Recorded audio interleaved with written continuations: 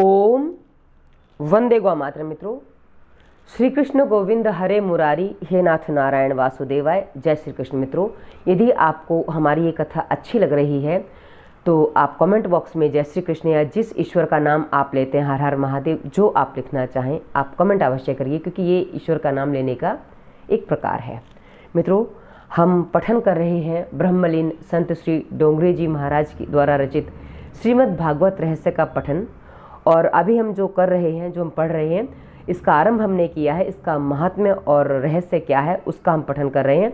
इसमें हम पांचवें पाठ पर पहुँचे हैं। तो पांचवा पाठ जो है इसका श्रीमद् भागवत के सर्व भय एवं मृत्यु भय का नाश, श्रीमद् भागवत से सर्व भय एवं मृत्यु भय का नाश, इसका हम आज पठन करेंगे।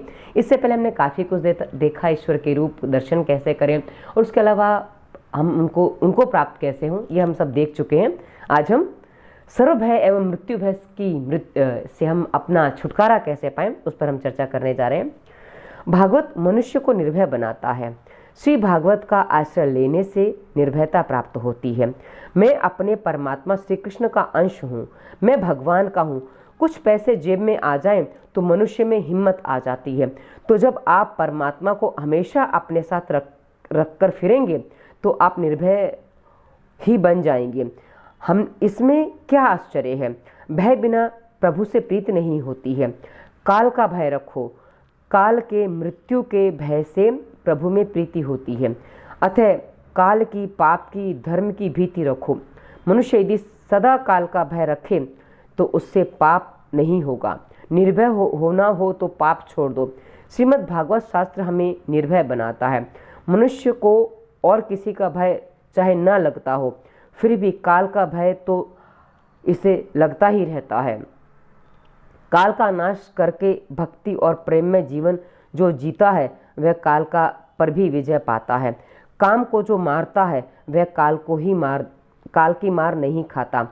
काल की मार से छूटना हो तो परमात्मा के साथ अतिशय प्रेम करना होगा। ईश्वर से प्रेम किए बिना ये काम, क्रोध आदि विकार जाते नहीं हैं। परमात्मा के साथ प्रेम करेंगे तो काल का भय लगेगा ही नहीं। ध्रुव जी मृत्यु के सिर पर पांव रखकर बैकुंठ धाम गए थे। काल ही तक्षक नाग का स्वरूप है। काल तक्षक किसी को नहीं छोड़ता, किसी पर भी इस काल को दया नहीं आती। अतः इसी जीवन में ही इस काल का पर विजय प्राप्त करो।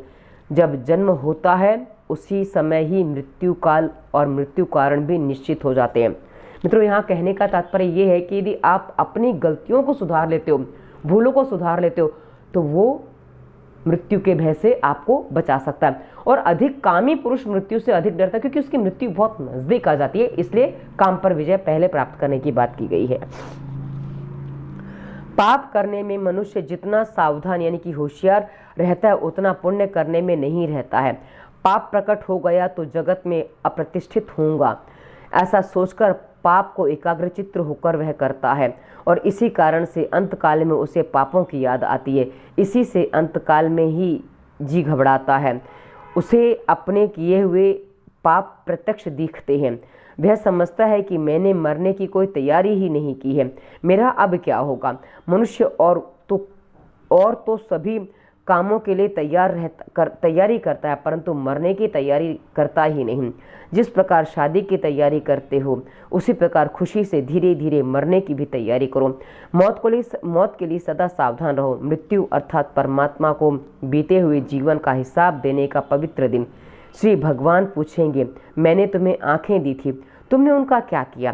कान दिए थे, तुमने उनसे का क्या उपयोग किया? तुम्हें तन और मन दिए थे, तो उनका तुमने क्या किया? इस हिसाब में जब गड़बड़ होगी तो घबराहट तो होगी। साधारण से इनकम टैक्स ऑफिसर को हिसाब देना होता है तो मनुष्य को घबराहट होती है और वह ठाकुर जी की प्रार्थना करता है कि हे प्रभु, मैंने तो अलग अलग बही बना रखी है, परंतु तुम ध्यान रखना, 1 वर्ष के हिसाब देने में इतनी घबराहट होती है तो फिर सारे जीवन का हिसाब देते समय क्या दशा होगी। प्रभु ने हमें जो दिया है उसका हिसाब तो देना ही पड़ेगा। कई बार लोग कहते हैं कि ईश्वर ने हमारे साथ बुरा किया, हमें कुछ दिया नहीं। मित्रों, ईश्वर ने सब कुछ दिया है, पर हम उसका प्रयोग कैसे करते हैं इस पर हम निर्भर करते हैं कि हमारी आगे स्थिति क्या होगी। जैसे यहाँ कहा ना कि पाप मनुष्य बहुत ध्यान से करता है, कोई उजागर ना हो जाए, वैसे ही मनुष्य नशा बहुत शांति से करता है। जितनी शांति से मनुष्य नशा करता है ना, उतनी ही शांति से यदि हम जो करना चाहते हैं वो अच्छे वाले काम करें ना, तो बहुत अच्छी तरह हम सफल हो सकते हैं। पर नशा जितनी एकाग्रता से होता है उतनी एकाग्रता हमारी बाकी कामों में नहीं होती, इसलिए सफलता में विलंब होता है या नहीं मिल पाती है। मृत्यु को उज्जवल करना हो तो प्रतिक्षण को उजागर करो, आंख का सदुपयोग करो, धन का सदुपयोग करो, वाणी का सदुपयोग करो, तो मृत्यु उज्जवल होगी। प्रतिक्षण जो ईश्वर का स्मरण करता है उसी की मृत्यु सुधरती है। श्री भागवत मृत्यु सुधारता है। रोज शमशान में जाने की आवश्यकता नहीं है, परंतु शमशान को रोज याद रखने की आवश्यकता है। श्री शंकर शमशान में ही विराजते हैं। वे ज्ञान के देवता होने से शमशान में विराजते हैं। शमशान तो ज्ञान भूमि है, शमशान में संभाव जागते हैं, अतः ज्ञान प्रकट होता है, इसलिए शमशान ज्ञान भूमि कही जाती है। जहाँ संभाव जागे उसी का नाम शमशान है। समभाव यानी कि वो जगाने वाला स्थान शमशान है। संभाव का अर्थ है असंभाव का अभाव, संभाव ही ईश्वर भाव है। मनुष्य सब में संभाव रखकर व्यवहार करे तो उसका मरण सुधरता है। सर्व में संभाव ईश्वर भाव जागे तो जीव दीन बने, यानी कि दैन्य भाव आए। परमात्मा को प्रसन्न करने का साधन ही दैन्य भाव है।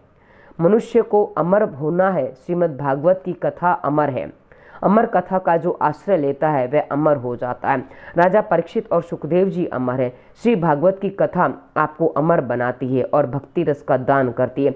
भक्ति से ही मीराबाई द्वारकाधीश में और श्री गौरांग प्रभु जगदीश में सदैव समा गए और अमर हो गए। श्री भागवत की कथा सुनो तो अनायास ही समाधि लग जाती है। योग और तप के बिना ही श्री भगवान से मिलने का कोई साधन है तो वह भागवत शास्त्र है। मित्रों, आपने अक्सर देखा होगा पुरुष अक्सर शमशान में जाते हैं, महिलाएं नहीं जाती हैं। और ये कहा जाता है समाज में महत्वाकांक्षाएं भी अधिक पुरुषों में होती हैं, क्योंकि जितने भी राज्य बढ़ाए जाते हैं या जो भी किया जाता है ये पुरुषों की महत्वाकांक्षा से ही होता है। तो ये जो पुरुष शमशान में जाते हैं, अक्सर पुरुष बताते हैं कि वहाँ जाके एक बार लगता है कि कुछ नहीं है, अंतिम यात्रा तो यही, सब कुछ यहाँ के नष्ट हो जाना है। और ये भाव शमशान में ही बनते हैं। बाहर ये बने रहे तो समस्या नहीं है, पर वो बस शमशान छूटा, वो भाव छूटा तो ये स्थिति बन जाती, इसलिए ऐसा यहाँ कहा गया है। अब मित्रों, यहाँ ये 5वां पाठ पूर्ण होता है। हम अगले अंक में 6ठा पाठ पढ़ेंगे, श्रीमद्भागवत महिमा का वर्णन। श्री भागवत की महिमा का वर्णन हम इसको अगले अंक में पढ़ेंगे। तो श्री कृष्ण गोविंद हरे मुरारी, हे नाथ नारायण वासुदेवा। यदि आपने कमेंट नहीं किया है तो कमेंट अवश्य करिए। जय श्री कृष्ण, धन्यवाद, वंदे मातरम। मित्रों।